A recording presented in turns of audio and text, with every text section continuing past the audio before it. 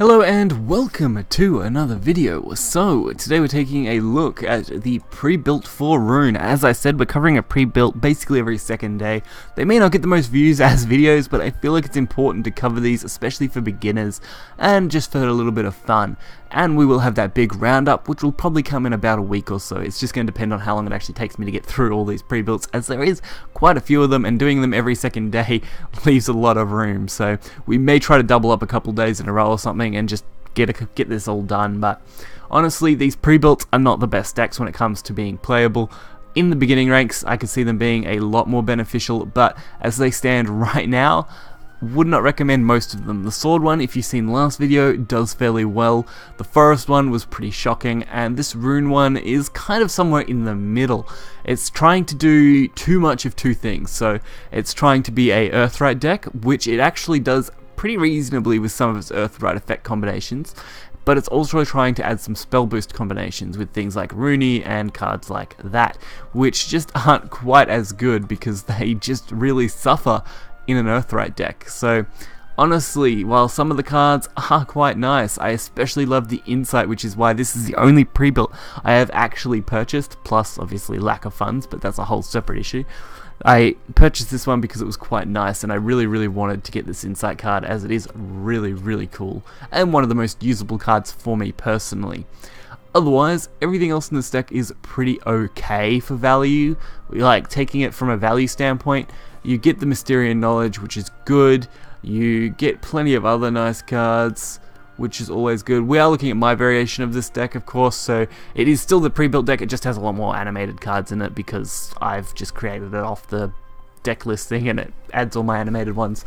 But you do get the Consecrations, all those sort of cards, which are really good for both kinds of decks, honestly. So you get a nice balance of Earthright and that when it comes to value, so Earthright and spell boost. I haven't had a chance to use Mystic Seer, which I'm a little disappointed about. I really want to build a deck around her in the future, but this deck, I don't see it taking too full advantage of that card. Grand Summoning, another pretty good Earthright card. Absolute Zero Blade is actually a pretty nice spell boost card. There are better ones at the moment, but it's still not a bad one. As far as total value goes, most of it's going to be, of course, normally in your gold. So gold, Zero Blade, 3 of isn't bad. Grand Summoning is actually a really nice gold to get 3 of, and Cagliostro at 1 is again another reasonable card. Outside of those though, the 2 legendaries, I would say Rooney is the best legendary in this for the value, as I don't see Mystic Seer being too good right now. In the future, if there's better ways to use this card, definitely could be a top pick, but so far I would say this is probably middle of the row for values. Not as good as the sword deck, it's a little bit better than the forest deck if you're more into rune decks than forest, which personally I am, so that gives me a little bit more incentive to buy a deck like this over the forest deck, but it still comes down to personal preference in that case. Otherwise, this deck really is, like I said, just kind of middle of the road. The value just isn't quite as high as the other ones, and the playability is somewhere in the middle. So we're going to check some of the games with this deck, most of which are losses. I didn't really have any wins with this other than one concede very early on, but really the deck performs okay, and I can see where it's going. In lower ranks, definitely could have some potential. So the first game we're going to look at is against Haven. This deck does okay, I guess. Like I said, it does struggle because it's trying to do too much of two different things, which makes it difficult. Mostly this game will just drag out the games into the late game and then try and do something, which really is struggles because most decks will remove any big threats you have, which those spell boost gain attack cards don't do too well against. And since it's not running any kind of Mysteria engine, it's not really gaining any advantage from damage buffs and things like that, so a lot of the damaging cards don't really have as much value either. I also am not a big fan of Black Witch Anna. It's just one of those cards that I don't enjoy playing and doesn't do quite that well, but this game was actually a pretty decent one. This Haven deck is not your normal Haven deck. It's definitely a more Garuda focused deck which uses Murdoch, and I really wanted to show this one off because this match was such a fun one for me to actually play against. I did bait this out pretty well. I really just wanted to remove that Snow White, so getting an Earth Sigil on board and removing it was fairly decent for me. And then I do the early Rooney setup, as I feel like that's the best way you can go for damage in this deck, is trying to take advantage of a Rooney, as its draw effect doesn't really give you many benefits in this, not like it would in a Chimera deck. Our opponent doesn't really do anything too flashy. I kind of expected them to remove this 2-3 before I could do any kind of spell boosting off it, but when you're going first, Rooney's just not quite as nice. So we go for the Silent Laboratory. We do end up with a Golem. Quick Missile takes care of that.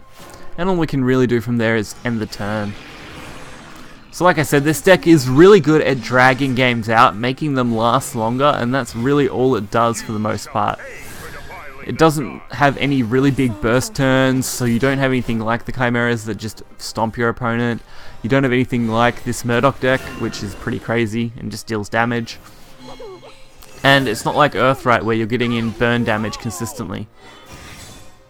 It's trying to do a little bit of each thing, and unfortunately, it's trying to be a jack of all trades, but a master of none. I mean, that kind of makes it hard.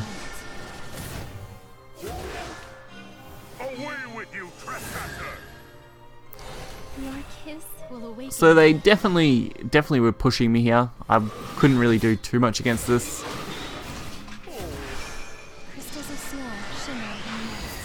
I mean, we're going to survive, it's just a matter of how long we can survive. I was really hoping I could drag this game out long enough that I could take advantage of Prophecy of Doom, and that would really speed this up then. I did decide to go for the Cassary, which is great. Classy, I don't know. Pronunciation, not my strong suit. Either way, it allowed us to remove the effect of Snow White and clean up this 3-5, which is really what we needed. And the Murdoch gets to drop. Absolutely crazy card, honestly. One that I've always wished I could build a deck around, but never decided to devote enough value to it to really make it. I do have a rune deck I do want to cover soon though, which I've been nicknaming Smash Rune, but it is just like a mid-range rune deck for the most part. It's been pretty popular on ladder and such, and it's something I really am going to cover soon for you guys. So they really smashed me down with these amulets. I mean, wow. At that point, I may as well have went and cried in a corner because, geez, I got beat down by that. And as I mentioned, most of these games do end up in losses, as these decks just aren't strong enough to compete in the Master rank much. Sword at least had a chance, but still lacked a lot of those big finishes that it needed, but I'm really just showing these decks off and showing how they work and function more so than anything for you guys, so at least then you guys have an idea of them. If you are just interested in my opinion on the deck, most of that will come at the start of the video, as you saw with this one and the previous videos, and then just a ranking at the end, so you guys could quite easily skip through those if you aren't interested in watching the actual matches themselves. But for the most part, these matches do give a pretty good representation of the current ladder meta versus these pre-builts, and why, if you're a long-term player, you're probably not going to be running these as they are and you're mainly interested in the value. But for beginners, I think it's handy to know at least what kind of combinations you could potentially have and what you could really take advantage of in these decks.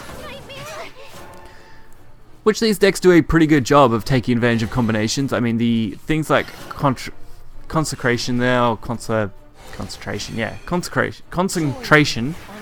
For some reason I always call it Consecration, but I'm pretty sure that's exactly not what it is, so. Going up against a different variant of Puppet compared to the one we played yesterday. Really stomping us into the ground here, but not much we can do about it, unfortunately. Our hand is stacked to the max because we just don't have cards that we can really take advantage and play out. And Rooney is the only card that really has any value to us, so a little disappointed. Also a little disappointed that I couldn't use Nova Flare to remove entire boards. I wish it was 3 damage and not 2, then it would be a much better card. But that's okay. So they're going for the Spinaria, which means they actually don't have to hit this Rooney. And can pretty safely go face. So they definitely make games fast when you come up against like this that does run on the slower side of things. All I could really do was beat them down as quickly as I could and hope that with an Evo that I could survive a bit longer. So being able to at least deal with the Spinaria wasn't the worst situation. They are also going to overdraw, which was a deliberate plan.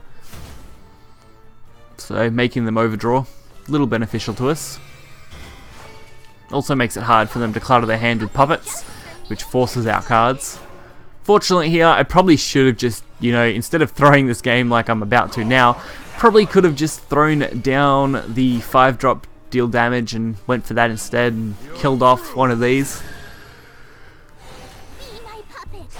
Which only would have really bought us one turn before they just stomped me into the ground anyway, so, I mean, honestly, throwing the game that way was probably the better way to do things.